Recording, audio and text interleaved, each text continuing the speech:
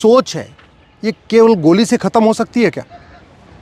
भाई उन्होंने तो मार दिए, 30 के आसपास मार दिए। अब अगर 4 आतंकवादी मार भी दिए तो क्या फ़र्क पड़ता है? वो 4 आए और 30 को मार के चले गए, और फिर ऐसे 4-4 30-30 को मारते रहेंगे, 4-4 50-50 को मारते रहेंगे, तो इसका समाधान नहीं होगा। हमें भारत के संविधान को भारत के हित में इसकी इंटरप्रिटेशन करना होगा। आर्टिकल 19 फ्रीडम ऑफ स्पीच देता है, फ्रीडम ऑफ हेट स्पीच नहीं। लेकिन पूरे देश में प्रतिदिन 5 बार कहा जाता है कि ब्रह्मा विष्णु महेश पूजा योग्य नहीं है, भगवान राम, भगवान कृष्ण, भगवान बुद्ध, भगवान महावीर पूजा योग्य नहीं है, 24 तीर्थंकर पूजा योग्य नहीं है, हमारे 10 जो सिखों के गुरु हैं वो पूजा योग्य नहीं है।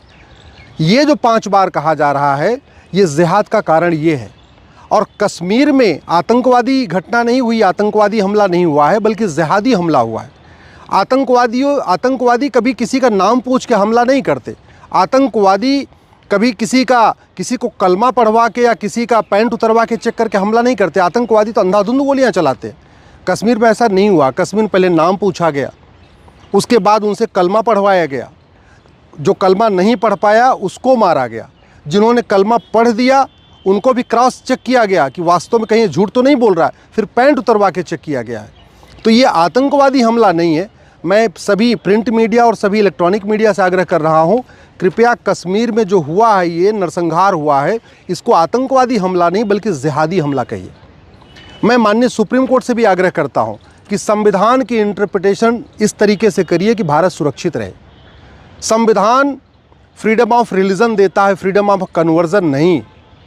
लेकिन कई ऐसे फैसले आए हैं, हाई कोर्ट का फैसला आया है, एक सुप्रीम कोर्ट का भी फैसला आया है, जिसमें आर्टिकल 25 को ये कह दिया गया कि freedom of religion include freedom of conversion. ऐसा नहीं है।